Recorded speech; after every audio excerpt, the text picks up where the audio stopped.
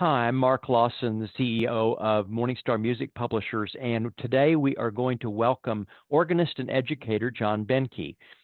John is well known around the country for his compositions and for his many hymn festivals and workshops. So, welcome, John. Thank you, Mark. It's a pleasure to be with you and talk with you today.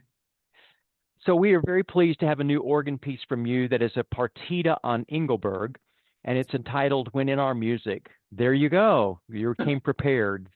So tell us a little about this piece and how it came about. I think it's a very wonderful, wonderful composition. Thank you. Thank you. The first thing is that in most hymnals, it's in the key of G major, but there's a few hymn tunes where some hymns where it's also in F major. So the nice thing was we made it available in both keys, which is super. There's no excuse not to buy it. It was a commission by James Alfieri, and he's the organist at Christ the Redeemer Lutheran Church in Brecksville, Ohio. It was the 50th anniversary of their organ, which is a Schlicker Holtkamp, and he wanted a special piece. And so this text, when in our music God is glorified, was one. And the nice thing is that the text is copyrighted, but the tune itself is public domain from Sir Charles Villiers Sanford. And so without the tune you can work with it. Yeah. And commissions are great. I mean, I think all of composers love a commission, but they are also daunting. I'll say that because it's always a commission is for an important event. It always is. And in this case, it was the anniversary of the organ. Sometimes it's to remember a loved one or to honor somebody in the congregation. And so people are asking you to write a piece that will be memorable. And that sometimes is daunting because you're sitting there praying for inspiration, that God will give an idea that's creative and unique and that can really be worked with. And so in this case, this tune is a great tune. I think I, found some clever ways to come up with some things. There's 4 movements to it. There's the opening fanfare, which wanted to capture everybody's attention. And if you do have a solo trumpet on the organ, it's a great place to use the solo trumpet. If not, you can go forte against mezzo forte, great against swell. The second movement is just for the manuals. It's a bicinium, and it's just 2 voices with fun. Sometimes the right hand has the melody to begin with, the cantus firmus, and then it switches to the left hand, and then it comes back to the right hand. And it's all in a kind of semi-detached Baroque style type setting. I just think it's and it's contrasting to the opening fanfare. You can use some gap registrations like 8/4 and 1 1/3, or 8 and 2, or use the 16 and 4. I mean, you can really try different settings on the organ, which are very good. I have to say, I always hesitate a little bit with organ music to put in exact registration suggestions because every organ is so different. Right. I mean, you can go to one and you can say, oh, here's a solo trumpet, and it's just way too loud or it's way too soft.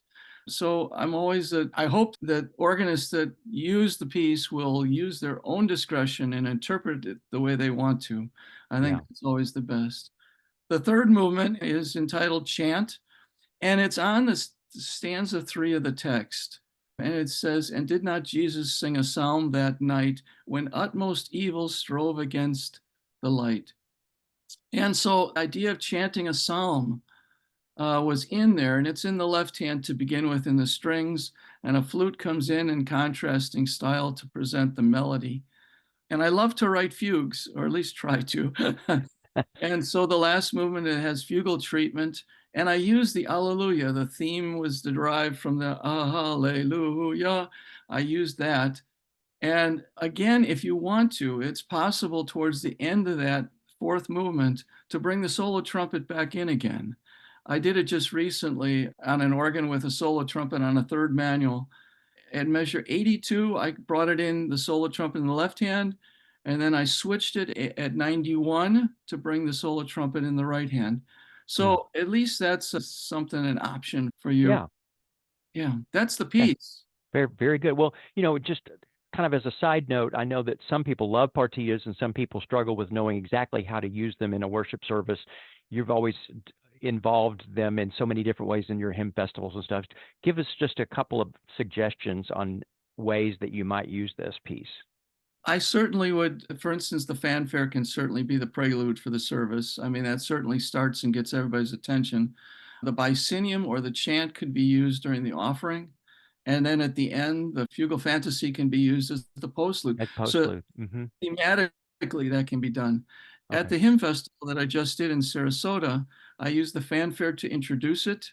And then the congregation sang stanzas 1 and 2.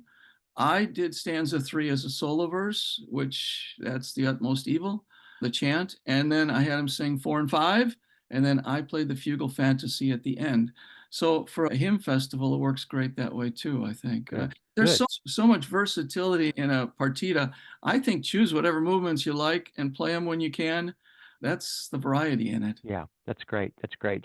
Well, let me mention one other composition that you've recently done, and that was a concertato on When Morning Gilds the Skies, and another one that's right there. And so, talk to us just a little bit about that piece and why you feel why it's good to use concertatos with congregations. That piece too was a commission from a former student, Krista Steck. I'll mention her name. Her pastor was moving to a new position, and it was his favorite hymn. And I understand why. It's a fantastic text. May Jesus Christ be praised, is that refrain.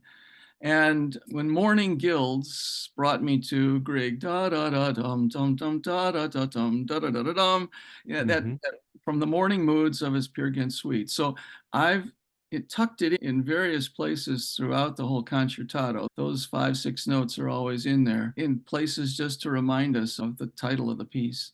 There's 5 stanzas to it. The congregation sings at the beginning.